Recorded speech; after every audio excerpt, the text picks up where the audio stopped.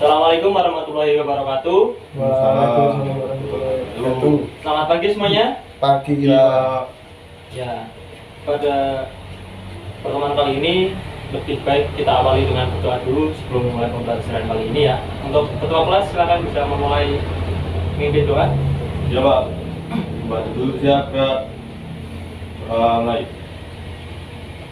Selesai. Ya, terima kasih. Nah, sebelumnya Bapak absen dulu ya Ya Pak. untuk kehadirannya. Yang pertama ada Syukron Habibur Rahman. Hadir. Oh iya, hadir. Muhammad Isulhaq. Jadi Pak. Iya. Terus David Ibrahim. Sakit Pak. Oh, sakit. Dari kemarin itu ya, Mas? Iya, dari Ya, Pak. kemarin. Terus Yahya Sahor Rumah berarti deh. Oh, Sakit Pak. Sakit, Pak. sakit juga. Masih musim kayak gini harus jaga kesehatan ya, Mas. Ya Pak. Ya, baik. Nah, pada pertemuan kali ini kita akan membahas materi baru. Kemarin kan sudah membahas tentang novel. Nah, pada pertemuan kali ini kita akan membahas sebuah materi tentang puisi. Puisi. Nah, ada yang tahu nggak puisi itu apa? Saya Pak. Oh iya, apa Mas Jul? Puisi adalah sajak yang merupakan ragam sastra yang bahasanya terikat oleh irama, mantra, serta penyusunan narik dan bait Pak. Ya, itu sekali. Dan irama. Ada yang lain? Saya Pak. Ya, Mas Syukron? Puisi adalah sebuah karya sastra dengan menggunakan bahasa yang telah dipadatkan. Oh, bahasa.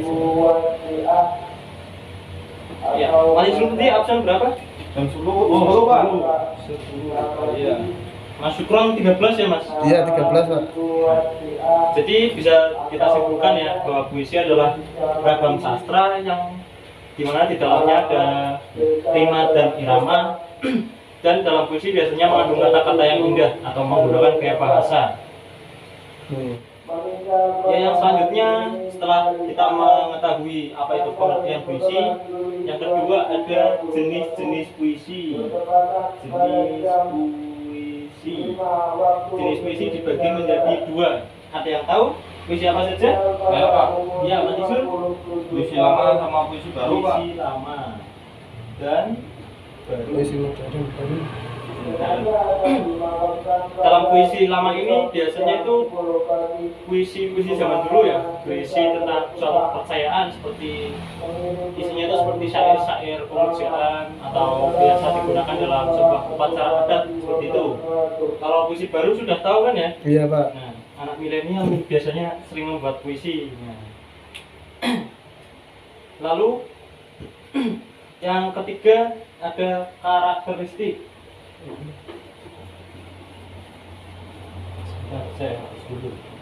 Ya, selanjutnya kita masuk pada yang ketiga setelah kita memahami pengertian, lalu jenis-jenis puisi. Nah, ini yang ketiga ada yang namanya karakteristik atau ciri-ciri puisi. Karakteristik. Yang pertama, untuk karakteristik puisi lama, biasanya yang pertama itu berlarik memiliki irama dan irama. Memiliki irama dan irama. Lalu selanjutnya, ya Mas Syukron mungkin bisa menyebutkan.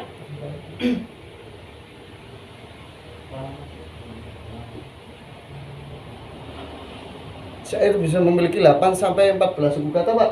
8 sampai 14 suku kata. Suku kata. Lalu yang selanjutnya, Memiliki isi dan sampiran Pak. nah, isi dan sampiran. Isi dan sampiran. Nah, Bapak jelaskan sedikit ya mengenai isi dan sampiran. Biasanya kalau itu kan ada atau ini kan puisi lama. Biasanya kan puisi lama termasuk salah satu jenisnya itu ada pantun. Nah, biasanya pantun kan ada 4 baris, 1, 2, 3, 4. Nah, yang baris pertama biasanya itu namanya sampiran. Dan yang baris 3, 4 itu masuk ke dalam isi. Nah, bisa dipahami ya. Bisa Pak. Bahwa Nah, lalu untuk karakteristik yang terakhir ada apa lagi? Ada yang tahu? Karakteristik. Biasanya itu bersajak AB-AB. Iya. Nah, itu. Lalu untuk kalau yang puisi baru, ayo ada apa? Nanti bisa dapat hadiah. Karyanya yang padat makna Pak. Nah, padat makna. Padat makna. Lalu selanjutnya, Banyak menggunakan kata konotasi dan kata-kata India. konotasi. Konotasi sebelumnya udah tahu kan ya artinya apa? Kurang tahu Pak. Aduh, konotasi itu bukan makna sebenarnya. Jadi dalam puisi itu biasanya kita menggambarkan suatu kejadian dengan kata lain gitu. Dan kata-kata yang indah. Biasanya dalam puisi baru ini orang menggunakan gaya bahasa, ada yang hiperbola atau yang sejenisnya itu. Lalu selanjutnya ada lagi ditulis dalam bentuk monolog Pak. monolog. Tulis monolog bukan dialog berarti ya. Iya. Kalau dialog kan biasanya ada beberapa orang gitu, dua itu bersama-sama itu dialog. Kalau monolog menulis dalam bentuk baris saja gitu. Lalu yang selanjutnya atau yang terakhir Memiliki Deskriptif Pak. deskriptif. nah bersifat deskriptif atau biasanya itu dalam puisi menggambarkan sesuatu, bisa suasana atau memaknai suatu kejadian ya.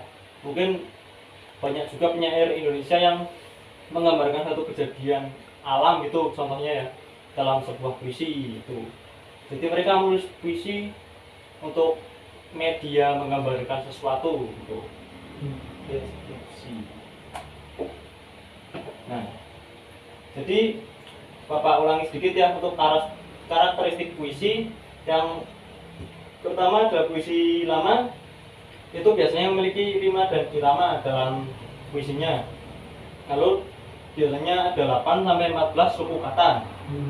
Terus ada juga yang isinya memiliki isi dan sampiran, itu biasanya terjadi pada pantun. Dan yang terakhir ada bersajak AB-AB. Terus yang pada puisi baru itu biasanya karakteristiknya pertama mempunyai padat makna. Makna itu padat tuh, tidak terlalu bertele-tele. Lalu yang kedua menggunakan kata-kata konotatif dan biasanya menggunakan kalimat yang indah atau biasa kita sebut gaya bahasa.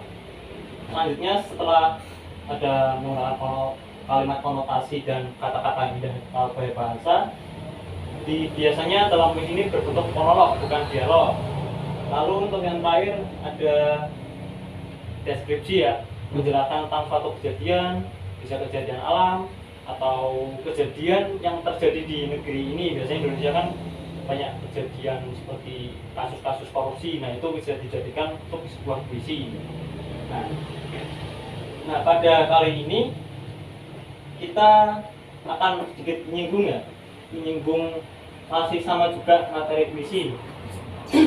Namun di dalamnya kita akan lebih membahas tentang makna, suasana, dan karakteristik puisi yang tersedia dalam buku antologi. Nah, pada kali ini Bapak sudah membawa satu buku antologi puisi ya, karyanya Sosiawan Leak, ini bisa dilihat. Nah, dalam antologi puisi ini, sebelumnya udah tahu belum bedanya puisi sama antologi puisi? Tahu Pak. Apa itu Mas Isul? Kalau puisi hanya sekedar satu puisi Pak, tapi kalau antologi berisi beberapa puisi Pak. Nah, bagus. Kalau biasanya dalam antologi itu berisi kumpulan dari karya-karya orang, misalkan 10 atau berapa itu ya, karya yang disatukan dalam sebuah seperti buku atau dalam sebuah file, itu bisa jadi sebuah antologi. Biasanya antologi yang dibukukan itu puisinya bisa mencapai ratusan gitu. Nah, dalam buku ini juga terdapat banyak puisi-puisi. Nah, mungkin kali ini Bapak akan menugaskan salah satu, mungkin jadi satu aja ya Mas. Ini ada satu puisi yang sudah Bapak siapkan. Nanti kita bisa berdiskusi bareng-bareng. Ini maknanya itu apa, terus suasana yang digambarkan itu bagaimana, ya. Ya Pak. Ya, ini saya kasihkan dulu bukunya. Nanti kita diskusikan bareng-bareng. Berapa menit? 15 menit cukup nggak? 20 menit Pak. 20 menit, ya 20 menit ya. Ya, dimulai dari sekarang. Nah, bagaimana? Sudah atau belum ini? Sudah, Pak. Oh ya sudah. Mari kita diskusikan bersama ya. Nah, kalian memilih judul puisi apa ini dalam buku itu? Tsunami Pak. Oh, tsunami. Tsunami. Nah, dalam puisi kan mesti memiliki makna, suasana, dan karakteristiknya sendiri ya. Nah, itu bisa kalian sebutkan tadi setelah menganalisis ya. Itu karakteristik. Maksud saya maknanya yang terkandung itu apa kira-kira dalam puisi itu?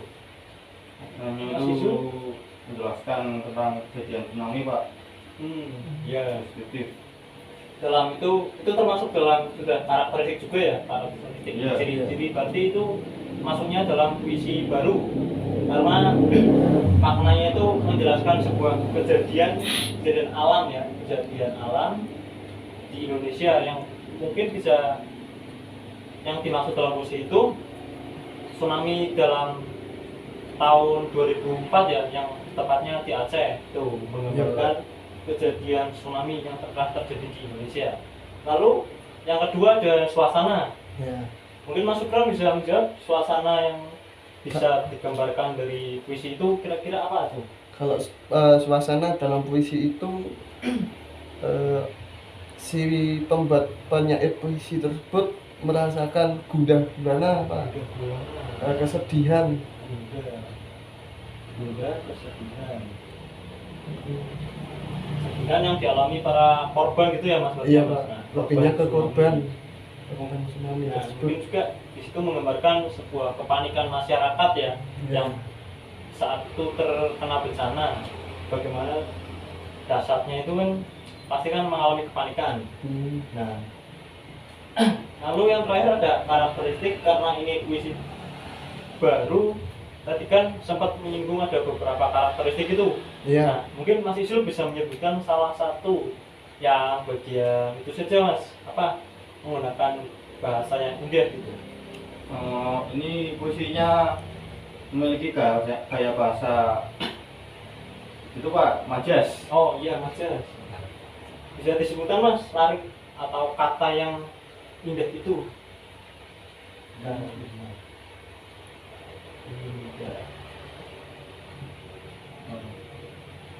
Salah satu lirik puisinya berbunyi seperti ini Pak. Genting dan kaca-kaca yang pasrah. Oh, genting dan kaca-kaca yang pasrah. Nah, itu seperti itu kan menggambarkan sebuah majas ya, Ya Pak. Iya Pak. yang menggambarkan benda mati seolah-olah hidup. Nah, itu juga perlu kita sisipkan dalam pembuatan puisi agar pembaca itu apa ya, terasa bisa merasakan itulah, Iya. juga tidak bosan dengan kalimat-kalimat yang terlalu lurus saja itu kan mungkin kurang estetiknya juga dalam puisi kan. Kita harus memperhatikan estetika kata juga dalam pembuatannya. Nah, ya, oh ya mungkin jamnya sudah mau habis ya. Nah, sebelumnya saya mohon maaf kalau ada kekurangan materi kali ini karena jam kita juga sudah habis. Ya, terima kasih atas pertemuan kali ini. Jangan lupa jaga kesehatan ya. Siap Pak. Ya, terima kasih. Wassalamualaikum warahmatullahi wabarakatuh. Waalaikumsalam warahmatullahi wabarakatuh.